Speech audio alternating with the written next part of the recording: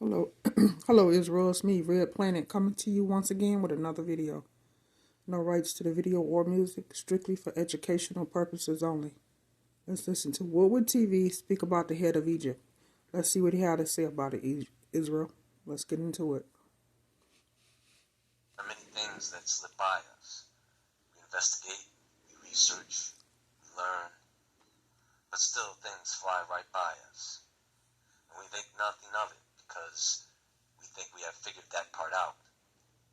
Or we think we know what that is. Now you guys know I like to discuss Egypt, but it's not really Egypt. It's the kingdoms and events surrounding that area during that time period. And because there is a lot to cover on this topic, today we are going to take a look at something that is quite bizarre. And it's a topic you probably never thought that I would discuss, and most people would never think to investigate. And the topic is the heads of ancient Egypt. No, I'm not talking about the leaders of ancient Egypt. I'm actually talking about the animal heads of Egypt. See, we have already decided that what we have seen depicted are nothing more than fancy headdresses, big masks they used to wear. Or maybe it's just the way they were painted. Where are these masks, by the way? I'll tell you, the truth is stranger than fiction. And it just keeps getting stranger. You know, I don't know how anyone could be an Egyptologist. What a waste of time. My God. When it comes to archaeological finds and that history, it's weird. And it's all over the place. Who creates the narrative behind the artifacts they show us? Because you know they don't show us everything. And why would you hide something you've dug up? Or why would you keep it buried? That's why this place remains mysterious. You cannot rely on them to tell you anything truthful. Researching this stuff, just like researching CERN, it's a headache and exhausting. Because I know that they are trying to confuse researchers. So misinformation is put out in droves, copy and pasted everywhere. Makes it very difficult to get to the bottom of things. I really have to pray for guidance on these subject matters.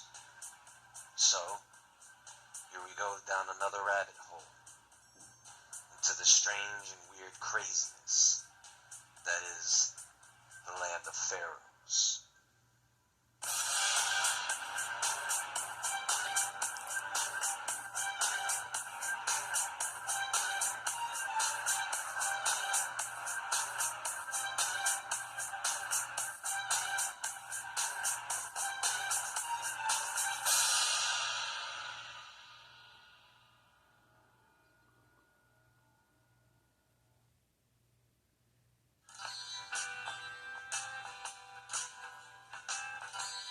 TikTok.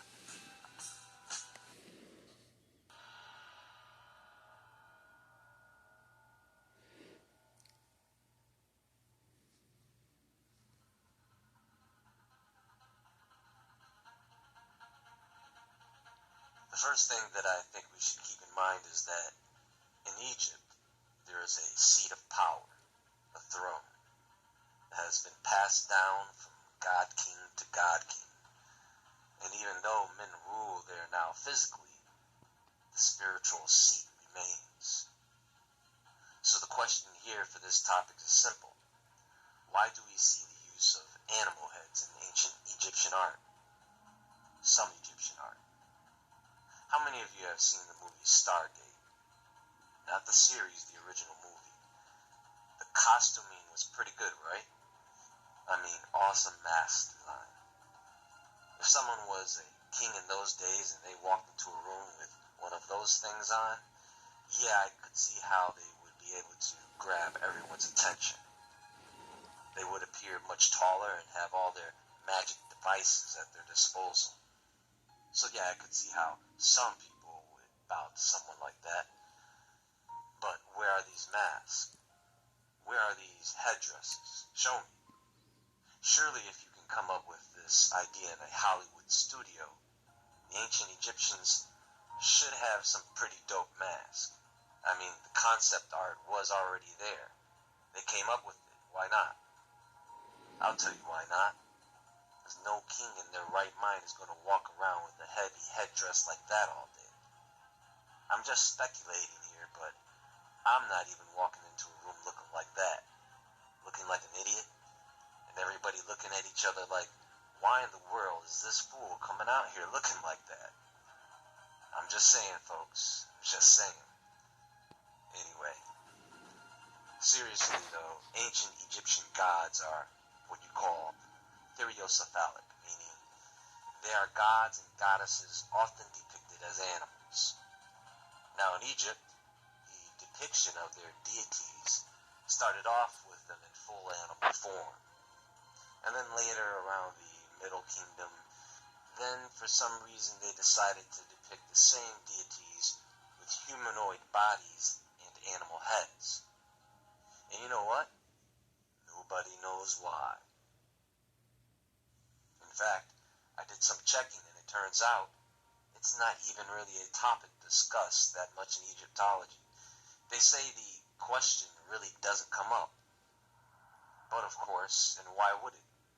Because anyone with a brain can look at those renderings and see, oh yeah, that's a man with a bird mask on. Big deal, right? But who said it was a mask?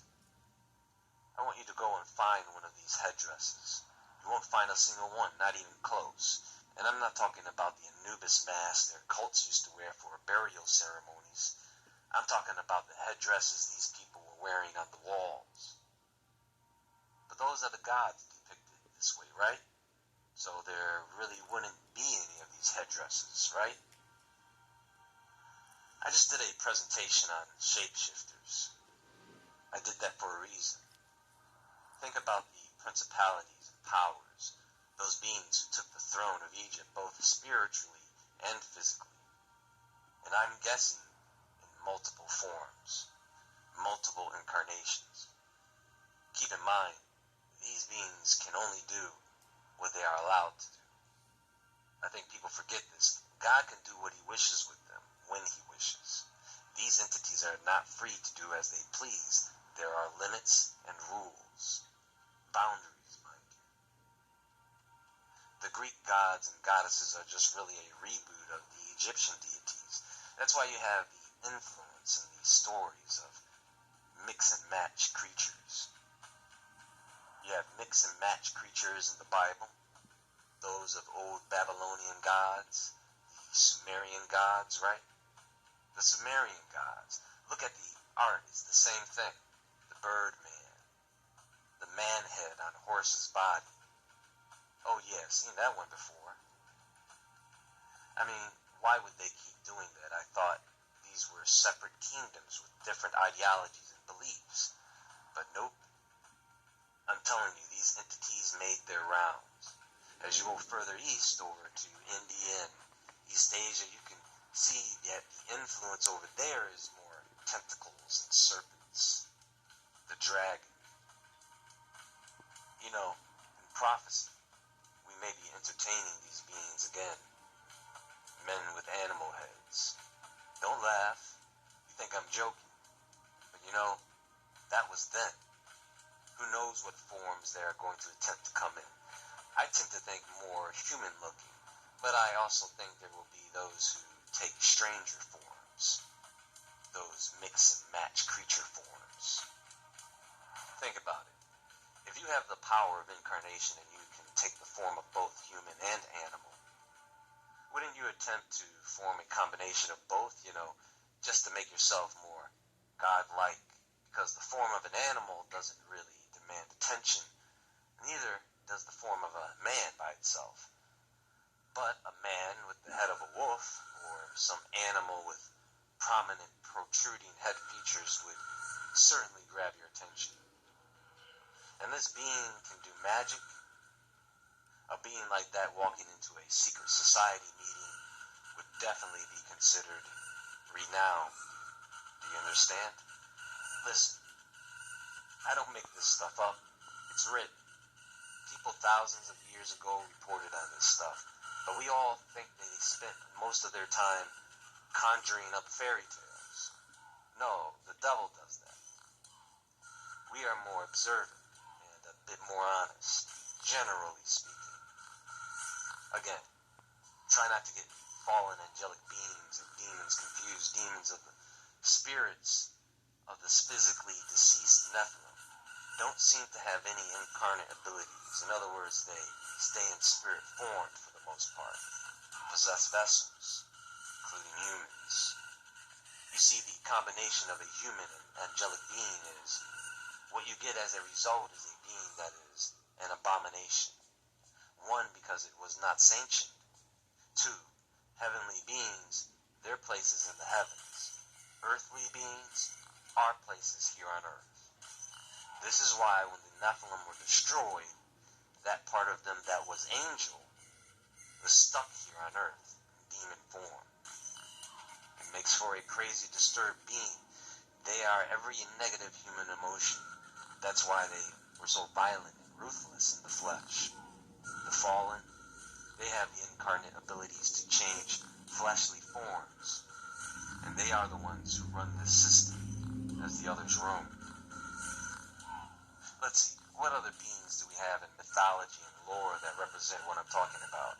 The centaur. There's a common one. It's originally Minoan lore, but it made its way into Roman legend, and some people thought they existed. People treated it the way we treat Bigfoot sightings today. There are the Gorgons, like Medusa, but I want to save that for another presentation, so I'll talk about that later. The mermaid, people today certainly believe those things exist. I did a presentation on that not too long ago. You can look it up in the archive. There's the Minotaur, also Minoan, and this creature was actually a monster the king used to feed little kids to, according to lore. But where does that come from? Well, you know King Solomon? Well, he ended up losing his kingdoms due to his involvement with the occult. He raised the altar to Moloch, a god which requires sacrifice by fire of the first male offspring. So now you know where the Minotaur comes from and the king who sent people to take their young ones over to Moloch. Yeah. So, in Egypt we have Amun, the god of gods, as the head of a ram. Anubis, the head of a jackal. There is Geb, who has the head of a goose. Bast, the head of a cat. There is Hathor, who has the head of a cow. Sekhmet, who has the head of a lioness. Horus, the head of a falcon. Thoth, the head of a ibis bird. Sobek, the head of a crocodile. Kekek, the head of a frog. Tefnut, also the head of a lioness. You guys been wondering where all this sacred animal worship stuff comes from? You know, we live in a very volatile time period in which many things are manifesting before our eyes. Things we never thought would affect all of us, just other people and other countries, right? Well, this is a marker. This is to remind everyone that we all live on the same planet. And the things that are prophesied are things that affect all of us. Horus, Thoth, Anubis, Osiris, the serpent being, and the list goes on. Now, is it likely you will see these beings in the forms they took in Egypt? Maybe.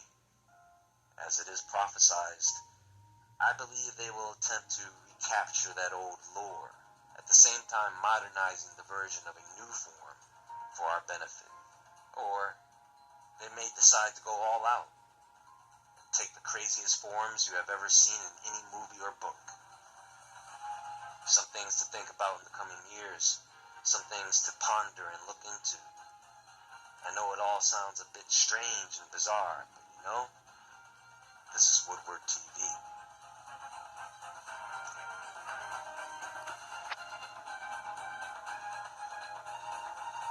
Much love, Israel.